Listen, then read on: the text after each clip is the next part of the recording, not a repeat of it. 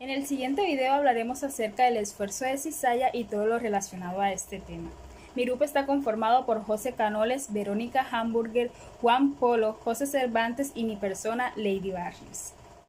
Los esfuerzos cortantes tienen características muy interesantes cuando son analizados desde el punto de vista de la ingeniería estructural.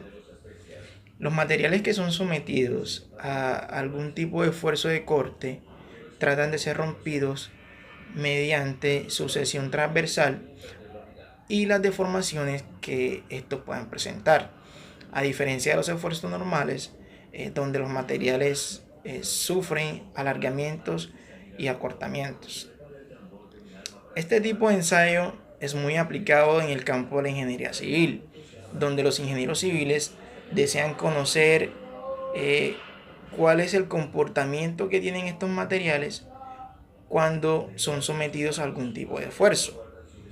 Y no solo conocer cuál es el comportamiento de estos cuando son sometidos a esfuerzos normales, sino que también se debe analizar cuál es el comportamiento cuando sobre estos actúan esfuerzos cortantes.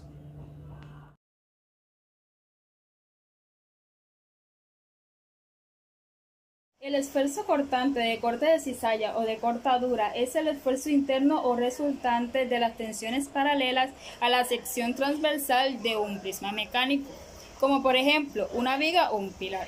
Dicho esfuerzo está impidiendo que el objeto se deforme y así pueda mantener su rigidez de esta manera internamente en el acero dentro de una viga. Por ejemplo, está procurando que no se flexione, de lo contrario a ello sería imaginariamente suponiendo que todo el peso sobre la viga exceda la resistencia a la flexión del acero y este termine deformándose.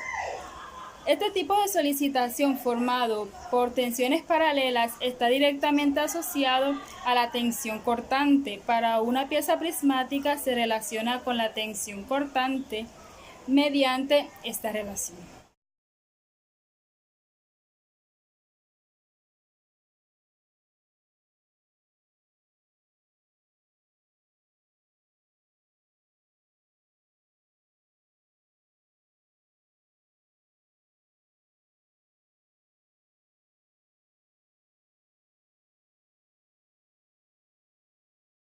La tensión cortante o tensión de corte es aquella que fijado un plano actúa tangente al mismo.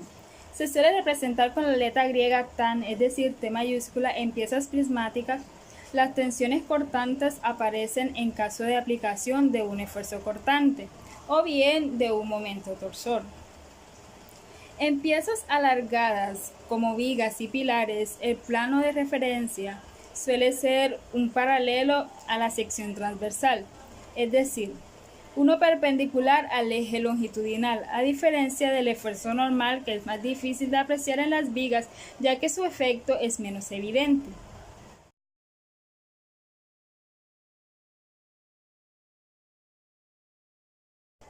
A continuación, mi compañero les explicará la fórmula si se requiere hallar la tensión cortante.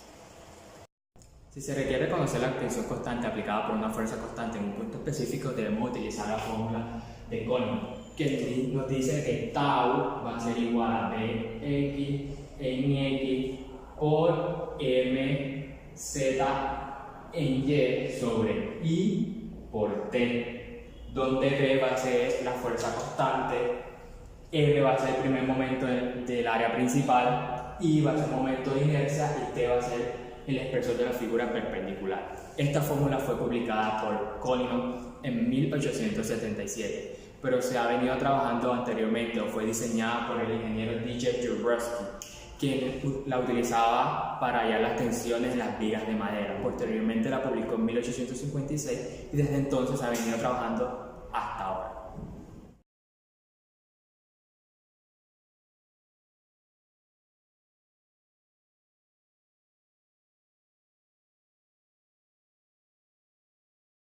Esfuerzo normal directo. Se denota por la letra alfa y es aquel que actúa de manera perpendicular o normal a la sección transversal del miembro de carga. y además el esfuerzo es uniforme sobre el área de resistencia, es decir, es el mismo en cualquier punto de la sección transversal. Esfuerzo cortante o descizallamiento, también denominado esfuerzo tangencial. Esto ocurre cuando las fuerzas aplicadas obligan a que una sección de un sólido tienda a deslizarse con otro adyacente. En otros casos, el esfuerzo de corte se efectúa en un plano paralelo a la carga o fuerza aplicada. Se dice llamar esfuerzo de corte cuando la fuerza del corte pasa por medio de una sección del objeto cortante. Se dice llamar esfuerzo cortante. Para esto existe una fórmula que permite encontrar las incógnitas de este esfuerzo.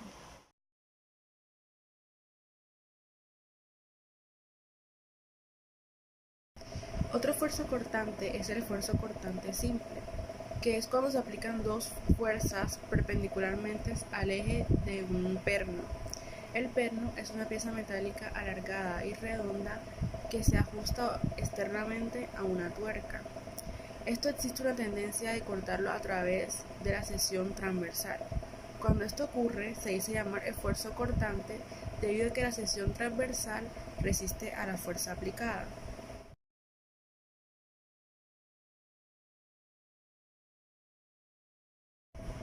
Otro esfuerzo es el esfuerzo cortante doble, que es cuando el perno está siendo cortado doblemente. Una de sus secciones transversales son capaces de resistir a las dos fuerzas realizadas para el corte. Esfuerzo constante en viga. Se denomina con el nombre de viga a todo elemento que forma parte de una estructura o cuya longitud es proporcionalmente mayor a sus dimensiones transversales.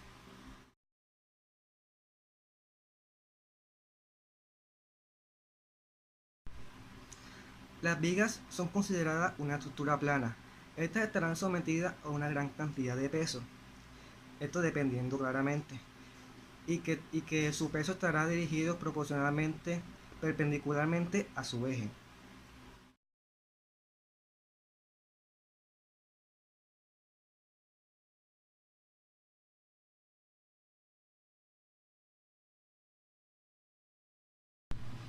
Estas cargas actúan en ángulo recto dependiendo del ángulo longitudinal de la viga.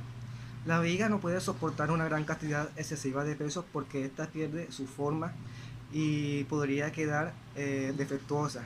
En estos casos se tendría que especificar qué carga va a tener cada viga para que ésta no sufra ninguna deformación y pueda seguir su funcionamiento sin ningún problema. Ahora les hablaré sobre el esfuerzo cortante en el suelo.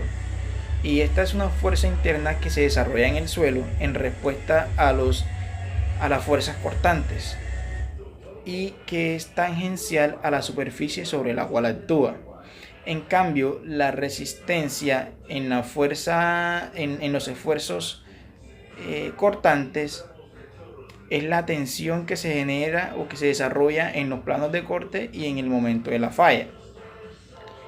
Los suelos bajo las acciones de carga suelen comportarse como materiales elásticos. Y es por esta razón que en algunos casos se presentan deformaciones mayores a las normales, teniendo que recurrir a cálculos o a métodos donde se tenga en cuenta la plasticidad. En este tipo de esfuerzos cortantes en el suelo podemos encontrar varios tipos de ensayos que podríamos clasificarlos en dos categorías: los ensayos de campo o métodos indirectos y los ensayos de laboratorio, métodos directos. Dentro de los ensayos de campo podemos encontrar la prueba de corte con veleta, la prueba de penetración estándar, la prueba de penetración de cono CPT, la prueba del pesurímetro y la prueba del dilatómetro. Ahora, dentro de los ensayos de laboratorio o métodos directos, podemos encontrar ensayo de compresión simple, el ensayo de corte directo, el ensayo triaxial y el ensayo biaxial. Muchas gracias.